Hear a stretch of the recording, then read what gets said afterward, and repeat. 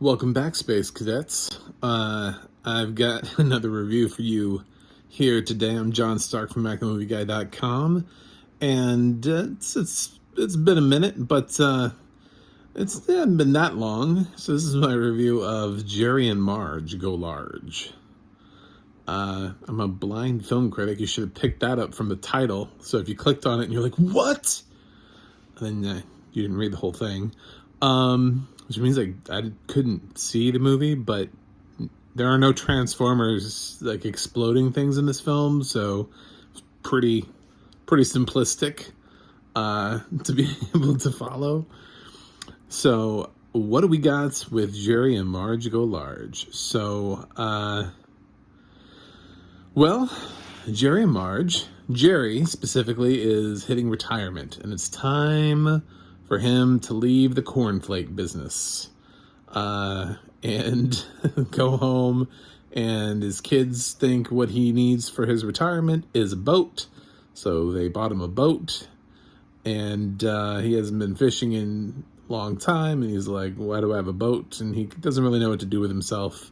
And he's really into math. Like, math is his thing. He solves problems. He's super good at math, and he figures out that there's this windfall game rollover thing where something like every 3 weeks, when the lottery doesn't pay out, it starts paying out to people who match like the most amount of numbers. So he figures out basically a formula that allows him to bet a certain amount and be guaranteed to win more than he bets. So he starts doing that, and when it works, then he sort of lets other people know what he's doing, and slowly he ends up growing this group and this fund for his town along with his wife, and it allows them to do something together while they're on retirement. They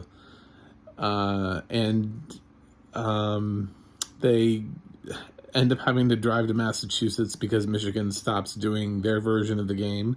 So they end up driving all the way to Massachusetts every 3 weeks to play this game, but they end up winning huge amounts of money. At the end of the movie, they'll tell you how much money they won. This is based on a true story, so I don't want to totally spoil it for you.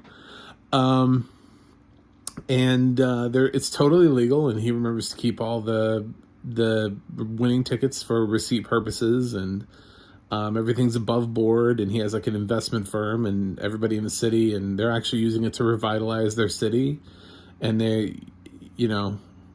everybody's better for it. It's just a bunch of grown adults spending the money the correct way.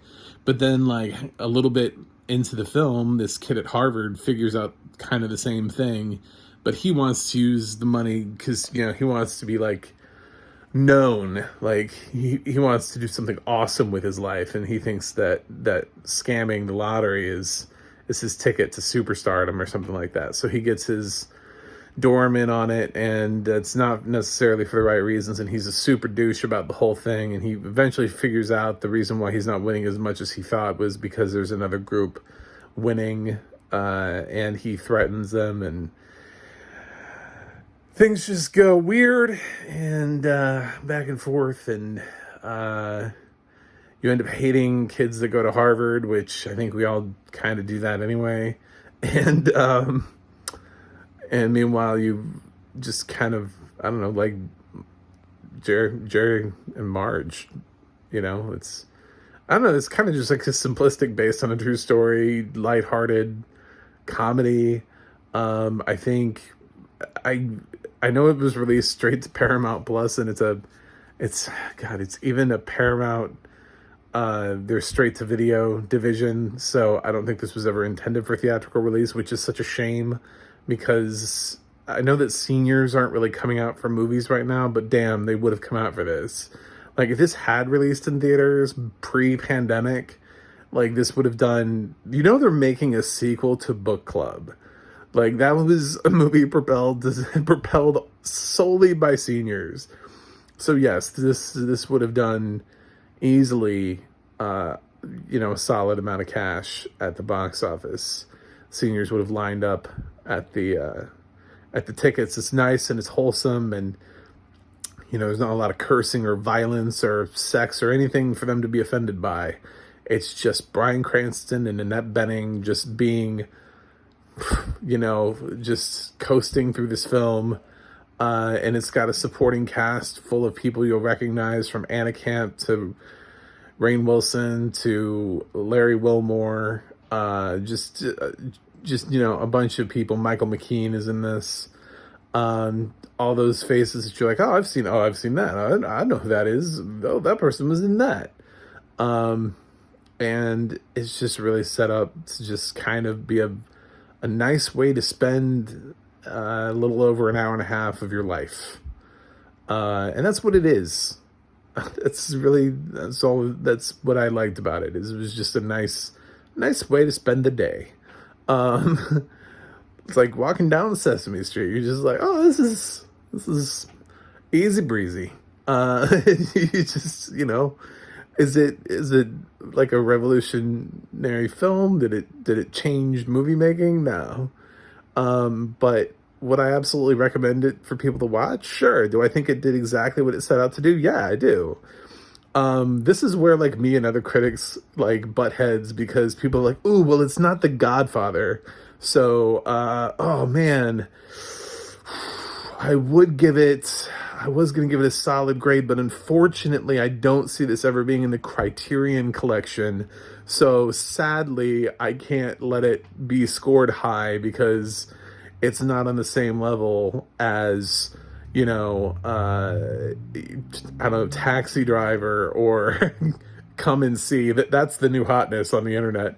Come and See. And people get really just sort of uppity about which films they do and don't like. I think this is fine. I think people who click on Jerry and Marge Go Large and want to see it, it will do for them exactly what they thought it was going to do. So what am I going to knock it for? The only thing I'm going to say is Larry Wilmore needs to get more acting gigs so that he can act better.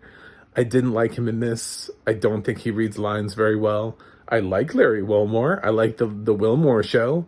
But I did not like him. He's just awkward. It's just like, I don't know. I don't know if he's acted a whole lot. I can't think of things where I've seen Larry Wilmore playing a character. I mean, I can think of all the times that he's been on the Daily Show, and then he had the Nightly Show, and then on Peacock he had his own show for like a hot second. But I can't really think of a lot of things where he's been on screen and had to play a character.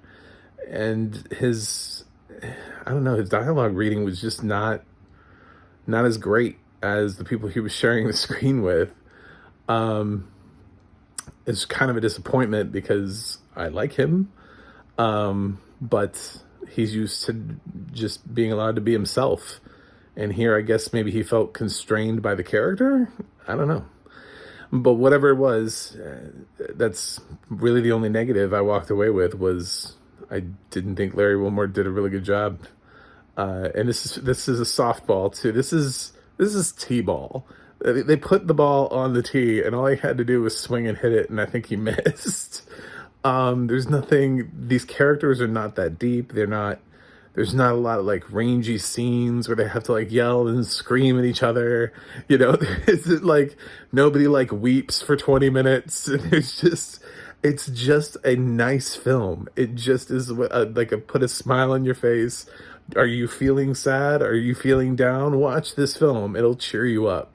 It has just enough conflict to with the obnoxious Harvard kids for there to be a reason for this film to exist, because otherwise it really seems like no one cares that they're doing this, and their town just gets better for it. It's almost like a Hallmark movie.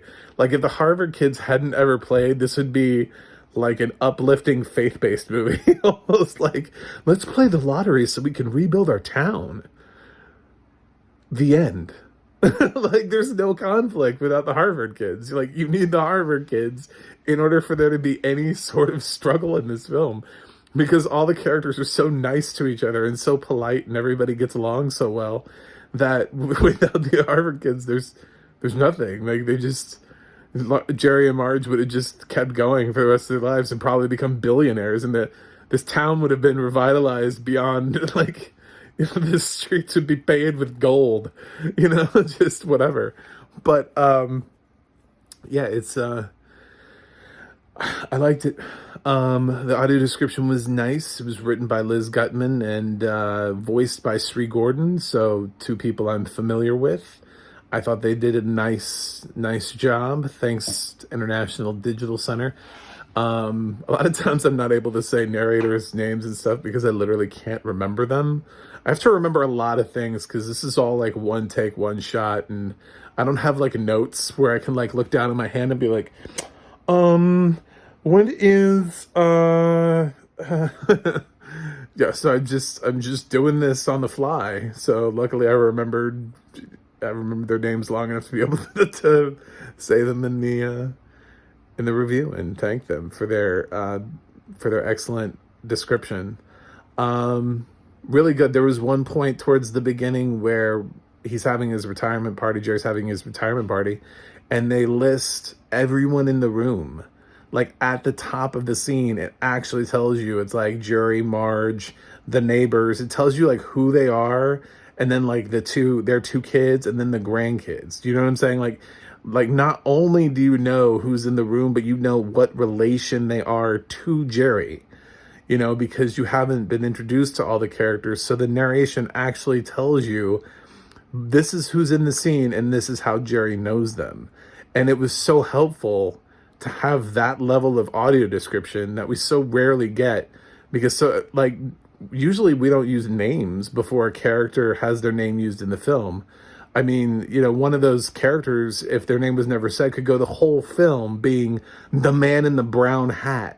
You know, like they could have 200 lines of dialogue and they could finish the movie being the man in the brown hat simply because no one said their character's name. They could be like the second largest character in the film, but if nobody says their character's name, there are some writers and narrators that will never use the character name.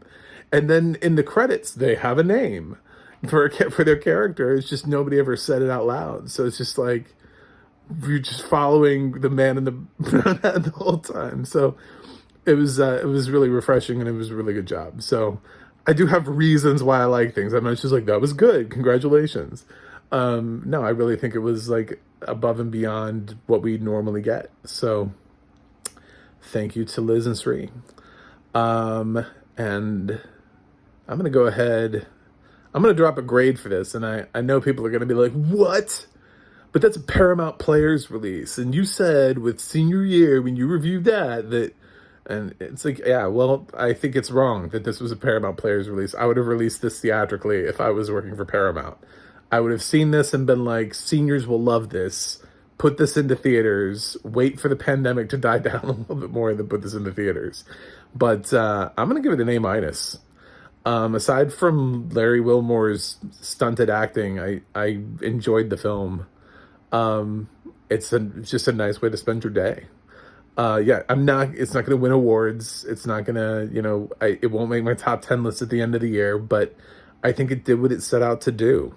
So I'm going to congratulate it by giving it a solid grade. Just because there are other good films in other genres that achieved the things that they were aiming to do and have gone on to be classics doesn't mean that something like this that will never become a classic can't also be recognized as being good. So enjoy it. I think you'll like it. Give it a chance. That's it for me. Let me know what you think in the comments. Give me a like and a subscribe. My website is macthemovieguy.com. You can go to the audio description project and you can see what other things have audio description and where you can watch them. And you can go to theadna.org and you can see what else Liz and Sri have done. And that's it for me today. This is on Paramount Plus right now, so you can watch it. Hope you enjoy. I hope you like it. If it's a rainy day and a bad day outside, this might just put a smile on your face, which is more than some films will do.